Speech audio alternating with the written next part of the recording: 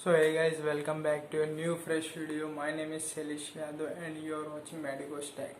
So आज का lecture start करने के पहले मैं आप लोगों को बता दूं कि आप पहले जाके कॉर्निया का जो एनाटॉमी और हिस्टोलॉजी मैंने अपलोड किया था, आप लोग पहले वो देखो। बिकॉज उसको अगर आप नहीं देखेंगे तो आपको बाकी का जो डिजीज़ वाला पार्ट है स्पेशली नहीं समझेगा। और आज का लेक्चर तो आप लोग को नहीं समझ पाएगा क्योंकि इसमें मैंने पूरा थोड़ा सा टेक्निकल टर्म्स मेडिकल स्टफ पूरा रिलेटेड डाला है। और मतलब जो लेयर्स रहते हैं, लेयर्स को आप लोग को नहीं पता है। हिस्टोलॉजी में आप लोग को पता ही नहीं कि कौन कौन से लेयर्स आते हैं कॉर्निया के अंदर। तो आप लोग को सीधी सी बात है, ये टॉपिक्स आपको डिजीज पार्ट आपको समझेगा ही नहीं। सो आज का लेक्चर का टॉपिक है viral corneal ulcer. So start करते हैं आज। आज का लेक्चर स्टार्ट करते हैं वायरल कॉर्नियल अल्सर। वायरल का मेन मीनिंग होता है, मतलब होता है कि वायरस से उत्पन्न होना, मतलब वायरस से ओरिजिन होना। उसको हम वायरल बोलते हैं। और यहाँ पे क्या होता है, पहले वायरल इन्फेक्शन की वजह से कॉर्नियल अल्सर होता है यहाँ पे। Viral corneal ulcer has become much greater due to the role of antibiotics in eliminating pathogenic bacterial flora. जो वायरल कॉर्नियल अल्सर है, इसमें बहुत बड़ा रोल है एंटीबायोटिक्स का, जब भी हम यूज़ किया जाता है इसको पैथोजेंस को बाहर निकालने के लिए। एपिथेलियम लेयर है जो हमारा कंजंक्टिवल और कॉर्निया में दोनों अफेक्ट होते हैं यहाँ पे। और यहाँ पे मैंने और बताया कॉमन वायरल इन्फेक्शंस जो कि हम आगे पढ़ेंगे। हर्पिस सिम्प्लेक्स केराटाइटिस, हर्पिस ज़ुस्टर ऑप्थेल्मिकस और एडिनोवायरस केराटाइटिस। ये टॉपिक्स हम आगे पढ़ेंगे डिटेल में। मैंने यहाँ पे क्लासिफिकेशन बताया है चार्ट फॉर्म में। देखो जो हमारा वायरल कॉर्नियल अल्सर, इसको मैंने पहले दो पार्ट में डिवाइड किया है। हर्पिस सिम्प्लेक्स केराटाइटिस और हर्पिस ज़ुस्टर ऑप्थेल्मिकस। हर्पिस सिंपल केराटाइटिस को दो पार्ट में डिवाइड किया है, प्राइमरी ऑक्यूलर हर्पिस और recurrent ocular herpes. Recurrent ocular herpes को मैंने तीन पार्ट में डिवाइड किया है, एपिथेलियल केराटाइटिस, स्टोमल केराटाइटिस और मेटा हर्पेटिक केराटाइटिस। यहाँ पे भी क्लिनिकल फीचर्स में तीन फेज आते हैं, लेकिन इसका कोई टाइप नहीं हो, इसके लिए मैंने यहाँ पे लिखा नहीं है। आगे मैं आप लोगों को बताऊंगा तो आप लोगों को समझ जाएगा। वो क्लिनिकल फीचर्स में तीन फेज आते हैं। नेक्स्ट हम यहाँ पे बात करेंगे तो फर्स्ट टॉपिक है हमारा हर्पिस सिम्प्लेक्स केराटाइटिस। इसका एटियोलॉजी देखते हैं। तो यहाँ पे वायरस जो है हर्पिस सिम्प्लेक्स वायरस होता है और डीएनए वायरस भी होता है। नेचुरल होस्ट मैन और एपिथेलियोट्रोपिक में भी न्यूरोट्रोपिक, ठीक है। और यहाँ पे टाइप्स में HSV1 और HSV2 होते हैं। Ocular lesions of herpes simplex is due to, यहाँ पे ऑक्यूलर लीजन्स दिखता है ड्यू टू स्किन लीजन्स की वजह से होता है। कंजंक्टिवा के अंदर हो सकता है जब वहाँ पे एक्यूट फॉलिकुलर कंजक्टिवाइटिस रहता है। कॉर्निया के अंदर हो सकता है जब वहाँ पे फाइन एपिथेलियल पंक्चुएट केराटाइटिस होता है और कोर्स एपिथेलियल पंक्चुएट केराटाइटिस होता है। यहाँ पे हमको ये ऑक्यूलर लीजन्स के रीजन है यहाँ पे। नेक्स्ट बात करें यहाँ पे हमारा प्राइमरी ऑक्यूलर हर्पिस, जो कि हमारा फर्स्ट टाइप है हर्पिस सिम्प्लेक्स केराटाइटिस का। यहाँ पे हम बात करते हैं प्राइमरी ऑक्यूलर हर्पिस की। तो यहाँ पे इनिशियल इन्फेक्शन जो होता है direct contact to mucous membrane की वजह से और विथ इन्फेक्टेड सिक्रीशन की वजह से ये इन्फेक्शन स्टार्ट होता है। और ये बहुत ही कॉमनली देखा जाता है चिल्ड्रंस में 6 मंथ और 5 ईयर्स के बीच के जो टीनेजर्स के एज होते हैं वहाँ पे हमको दिखता है। क्लिनिकल फीचर्स की बात करें तो यहाँ पे हमको माइल्ड फीवर, मेलिसिया का मतलब होता है कि जब भी इनिशियल स्टेज होता है इलनेस का, स्लाइटली जब भी और पर्सन बहुत ही वहाँ पे अनहैप्पी रहता है तो उस स्टेट को हम मेलिसिया बोलते हैं। और नॉन सुपरेटिव लिम्फोएडिनोपैथी यहाँ पे दिखता है हमको। साथ साथ में यहाँ पे स्किन लीजन्स दिखेगा फेस पे, लिप्स पे, लिड्स पे, पेरी ऑर्बिटल रीजन्स और ऑक्यूलर लीजन्स यहाँ पे हमको दिखते हैं। आई होप आप लोग को इतना समझा रहेगा प्राइमरी ऑक्यूलर हर्पिस के ऊपर, ठीक है। नेक्स्ट हम बात करेंगे रिकरेंट ऑक्यूलर हर्पिस के ऊपर। इसका मैं एक बार यहाँ पे पैथोजेनेसिस बता देता हूँ आपको। जब वायरस जो रहता है वो लाई करता है ट्राइजेमिनल गैंग्लियन के अंदर। ये क्या करता है, periodically reactivates and replicates, जिसकी वजह से ये travel down along with trigeminal nerve to cause infection. ठीक है, आप लोग ये समझा रहेगा पैथोजेनेसिस। सो यहाँ पे इसके तो टोटल 3 टाइप्स जो थे रिकरेंट ऑक्यूलर हेर्पिस के, तो अब वो दिखते हैं। फर्स्ट टाइप यहाँ पे एपिथेलियल केराटाइटिस। सो यहाँ पे सिम्टम्स हमको दिखते हैं। यहाँ पे मैंने एक ट्रिक बनाया है, तो बच्चे लोग में हमेशा हम डीपीटी वैक्सीन देते हैं। तो वैक्सीन जब भी देते हैं इंजेक्शन की वजह से बच्चे को पेन होएगा और रेडनेस आता है वहाँ पे।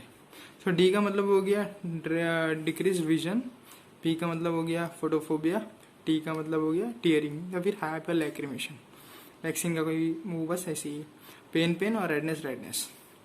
ठीक है, आप लोगों को आई होप ये समझा रहेगा। नेक्स्ट बात करें यहाँ पे ट्रीटमेंट की, तो स्पेसिफिक ट्रीटमेंट यहाँ पे एंटीवायरल ड्रग्स दिया जाता है।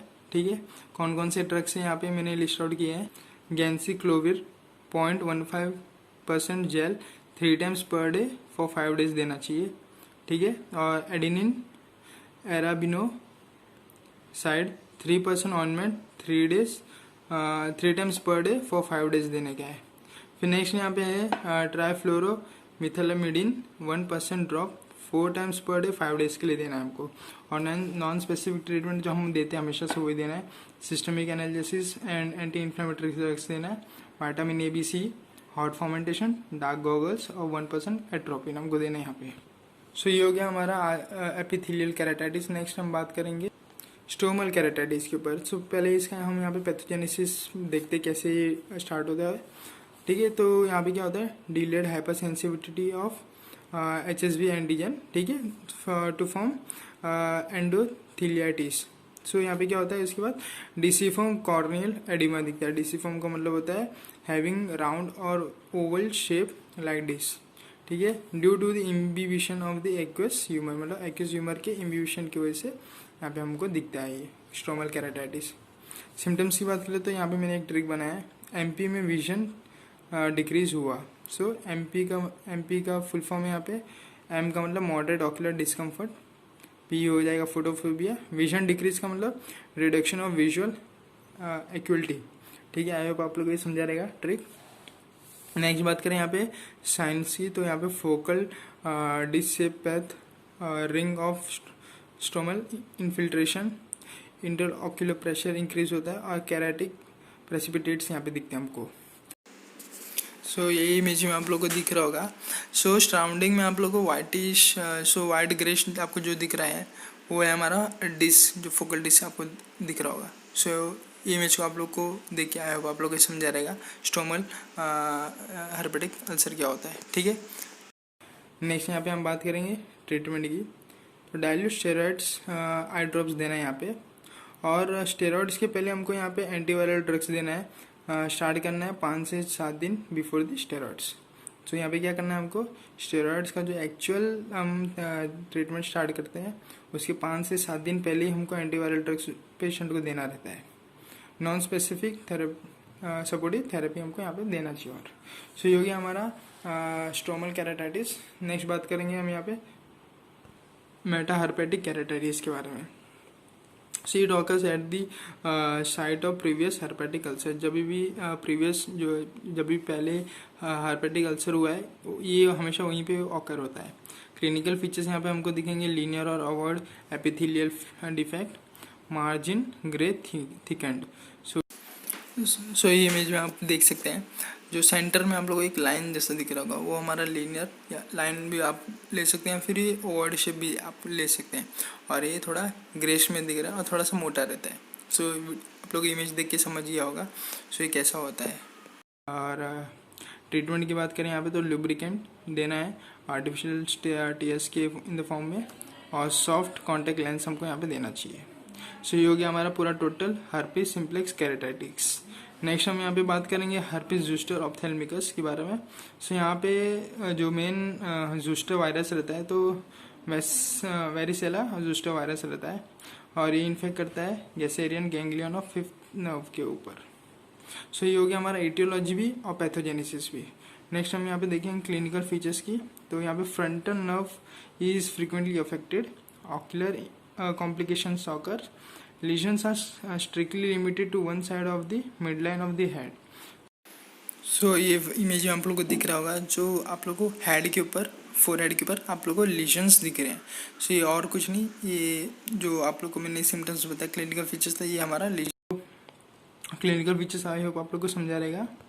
सो मैं यहाँ पे आप लोग को वही बता रहा था स्टार्टिंग में, क्लिनिकल फेजेस यहाँ पे 3 फेज हम लोग को बताया। ये टाइप नहीं है, क्लिनिकल फेजेस है। सो यहाँ पे 3 फेज है, एक्यूट फेज, क्रोनिक फेज और रीलैपिंग फेज।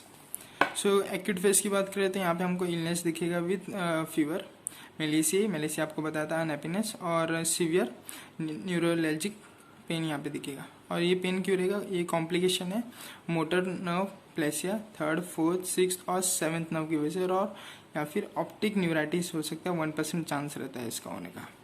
सो यहाँ पे साथ साथ में क्यूटेनियस लीजन्स भी दिखेगा और ऑक्यूलर लीजन्स भी आपको दिखेगा। सो ये हो गया हमारा एक्यूट फेज। नेक्स्ट हम बात करेंगे क्रोनिक फेज के ऊपर। सो यहाँ पे हमको पोस्ट हर्पेटिक न्यूरल्जिया दिखेगा। Pain is mild to moderate, बड़ी इंक्रीज होएगा रात के समय पे और एग्रीवेट करता है, मतलब बढ़ता है टच और हीट की वजह से।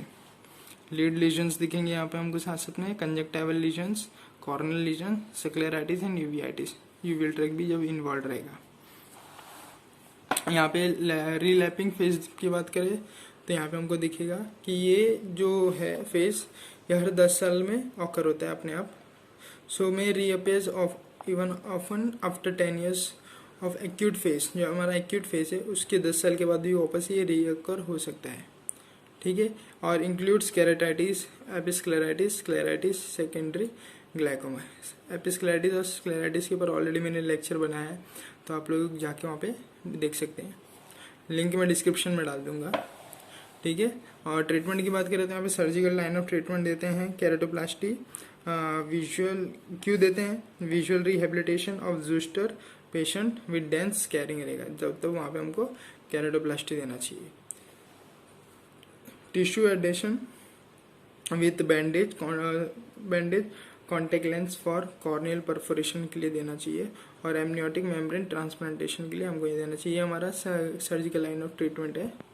नेक्स्ट बात करें यहाँ पे मेडिकेशन, जो मेडिकल लाइन ऑफ ट्रीटमेंट रहेगा, ये तो यहाँ पे ओरल एंटीवायरल ड्रग्स देना चाहिए। एसिक्लोविर 500 mg देना है और वेलासिक्लोविर 500 mg यहाँ पे देना चाहिए। एनालिसिस की बात करें तो यहाँ पे कॉम्बिनेशन में देते हैं, मिफेनेमिक एसिड देना है किसी साथ, पैरासीटामोल के साथ भी दे सकते हैं, या फिर पेंटाजोसिन के साथ दे सकते हैं, या फिर हम यहाँ पे पैथिडीन के साथ भी दे सकते हैं। सो ये हमारे कॉम्बिनेशंस के साथ देना चाहिए एनालिसिस।